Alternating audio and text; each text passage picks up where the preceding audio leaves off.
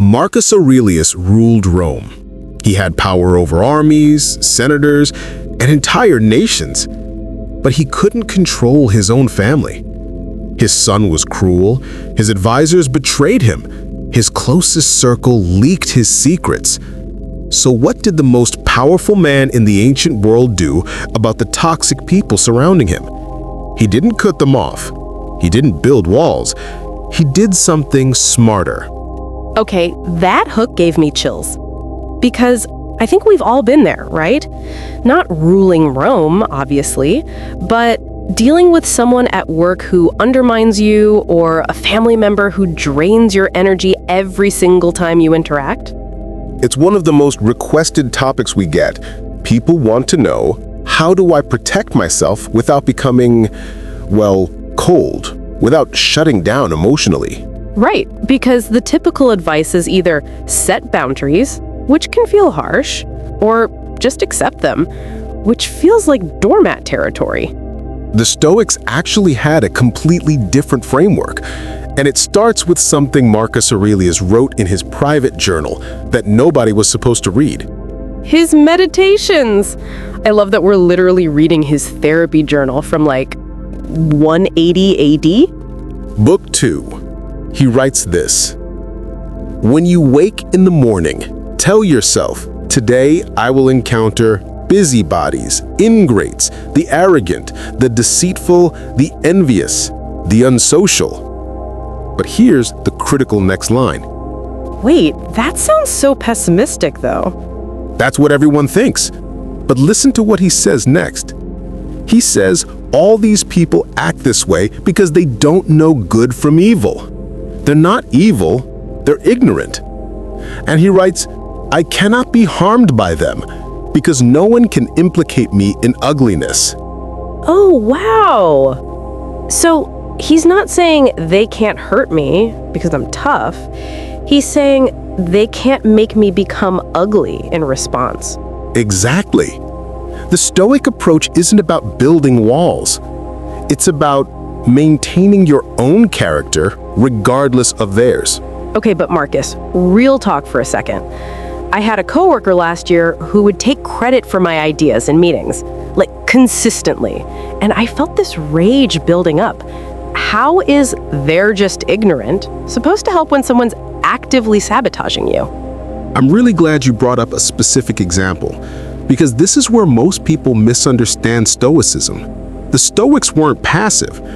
Marcus Aurelius didn't just sit there while senators plotted against him. He took action. But here's the distinction. He took action without becoming them. Yes. Seneca calls this maintaining your inner citadel. You can set boundaries, you can document things, you can speak up in the moment, but you do it from clarity, not contamination. So, in my situation, the Stoic approach would have been to calmly address it directly, maybe loop in my manager with facts, but not spend 3 hours venting to friends about what a terrible person they are. Exactly. Because that venting, that's you rehearsing their ugliness. You're letting them live rent-free in your head and shape your emotional state, even when they're not in the room. Guilty. I definitely did that. We all do. It's human. But here's the practice Marcus used. Every morning, he would literally expect to encounter difficult people. Not to be pessimistic, but to pre-decide who he would be in those moments. It's like emotional pre-gaming. I love that. Yes, you're deciding in advance. When Karen takes credit for my work today, I will respond with clarity and documentation. I will not match her energy. I will not become what I despise. Oh, this is good because it takes away that reactive quality where you're just exploding or shutting down in the moment. Right. And here's the other piece Epictetus adds. He says, if someone succeeds in provoking you, realize that your mind is complicit in the provocation. Which means I have a choice in how I interpret their behavior. Yes. You can see it as a personal attack that defines your worth. Or you can see it as someone acting from their own confusion and fear, which has nothing to do with you. And that doesn't mean you excuse the behavior or become a doormat. It means you address it without carrying poison in your own cup. Marcus Aurelius lived with his terrible son Commodius every day. He couldn't escape him. He couldn't cut him off, but in his journal, he never wrote with bitterness. Just this clear-eyed acceptance that some people will disappoint you. And your job is to remain yourself anyway. That's beautiful and heartbreaking. Okay, so what's our micro practice this week? Here it is.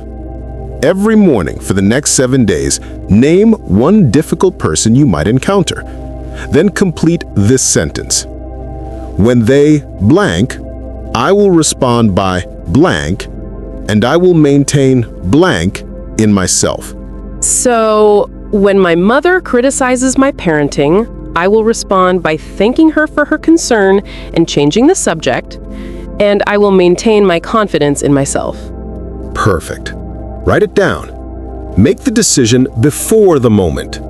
You're building your inner citadel before the siege begins. We'd love to hear how this practice goes for you.